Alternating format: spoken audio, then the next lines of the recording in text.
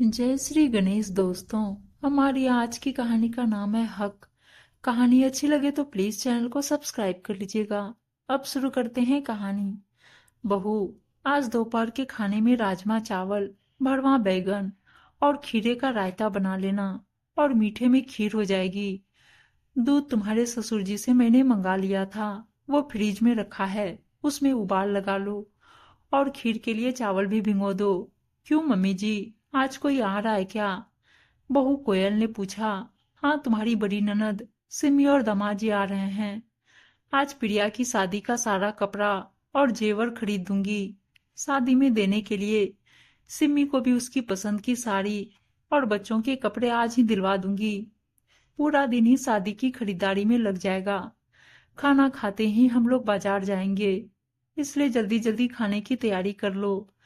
मेरी कमर में बहुत तेज दर्द हो रहा है, तब तक मैं थोड़ी सी कमर सीधी कर लेती हूँ और सामान की लिस्ट तुम्हारे पापा से पूछकर बना लेती हूँ, कहकर शोभा जी अपने कमरे की तरफ चली गई। लेकिन मम्मी, आप पहले से भी तो बता सकती थी, दीदी आने वाली हैं। बेचारी भाभी इतना सारा काम कैसे करेंगी? आज विमला भी छुट्टी पर है और कल भाभी को भी तो बुखार था। छोटी ननद प्रिया ने अपनी माँ से कहा, अरे अभी तो 2 घंटे हैं उसे आने में, कुछ दिमाग में नहीं रहता। भूल गई तो क्या करूं? जल्दी जल्दी हाथ चलाकर बना लेगी, कुछ ज्यादा ही जुबान चलने लगी है तेरी। अपने नाक भौं सिकुड़कर शोभाजी बोली। प्रिया भी अपनी माँ का मुंह ताकती रह गई और अपनी भाभी के साथ काम करने में लग गई। शोभाजी ने उससे कहा, तेरी शादी में अभी 15 दिन ही बचे हैं, अब तो काम में मत लग। लेकिन उसने अपनी माँ को आंखों से चुप रहने का इशारा किया। प्रिया की अपनी भाभी के साथ अच्छी बनती थी। 15 दिन बाद शोभा जी की छोटी बेटी प्रिया की शादी है। संजय उनका इकलौता बेटा है, जिसकी शादी को 3 साल हो चुके हैं। उसकी पत्नी कोयल सीधी सादी सरल स्वभाव की लड़की है। संजय की बड़ी बहन सिमी की शादी को 6 साल हो चुके हैं, जो इसी शहर में रहती है और अक्सर अपने मायके आती जाती रहती है। अपने मायके की हर छोटी बड़ी बात में उसका पूरा पूरा हस्तक्षेप रहता है। शादी की खरीदारी वही अपनी माँ के साथ करवा रही है। आज उनका शादी की खरीदारी करने का प्रोग्राम बना हुआ था, लेकिन उनकी बहू को इस बारे में कुछ भी नहीं पता था। यह आज की बात नहीं थी, हमेशा से यही हो रहा था उसके साथ। उसे लगता था जैसे वह घर में काम करने वाली की हैसियत से ही रह रही है। घर के महत्वपूर्ण सलाह मशवरे तो उसके बिना ही होते थे।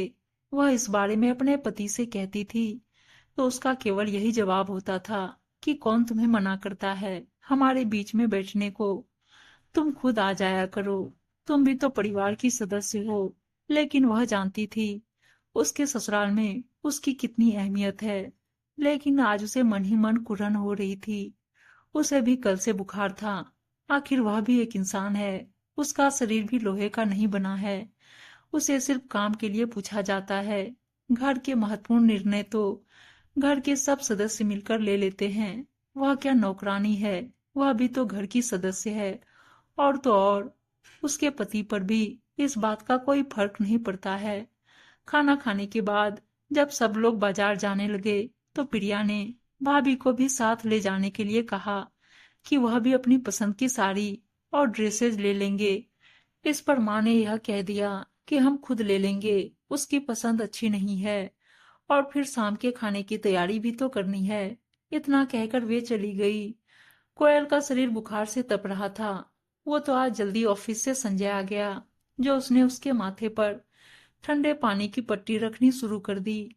आज संजय को अपनी पत्नी की हालत पर बहुत तरस आ रहा था और खुद पर ग्लानि भी महसूस हो रही थी।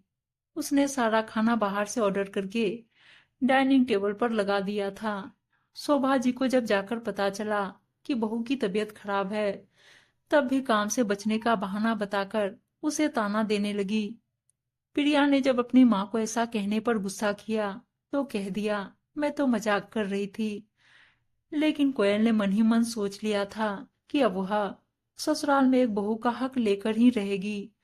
अगले दिन उसने नाश्ता बनाने के समय भी बोल दिया, मेरी तबीयत अभी ठीक नहीं है, इसलिए मैं नाश्ता नहीं बना सकती।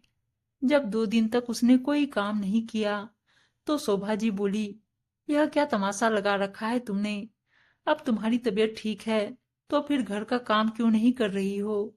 तब कोयल ने कहा, मम्मी जी, यह सब करने को मुझे आपने ही मजबूर किया है।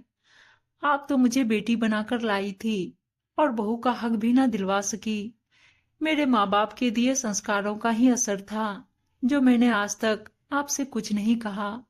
लेकिन अब चुप नहीं रहूंगी।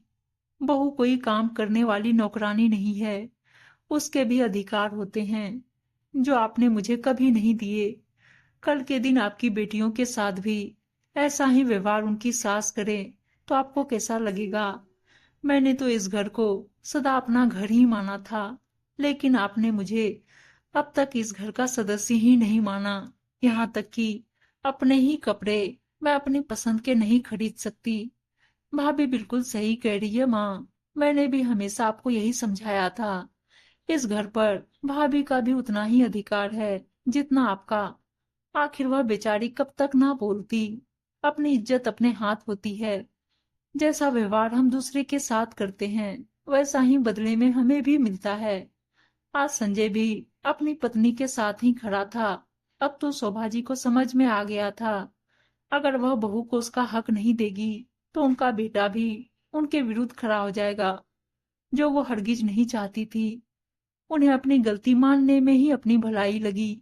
सही बात है, कोई भी लड़की यह सोचकर ससुराल में प्रवेश नहीं करती कि वह सबका आदर सम्मान नहीं करेगी। लेकिन परिवार के सदस्यों का भी कर्तव्य है कि नए सदस्य का स्वागत प्यार से करे और कर्तव्य के साथ साथ उसको अधिकार भी दिए जाएं। तब शायद घर सचमुच स्वर्ग बन जाएगा। उम्मीद है दोस्तों कहानी अच्छी लगी होगी, और अच्छी अच्छी कहानियां सुनने के लिए चैनल को सब्सक्राइब और वीडियो को लाइक शेयर जरूर कर दीजिएगा। धन्यवाद दोस्तों।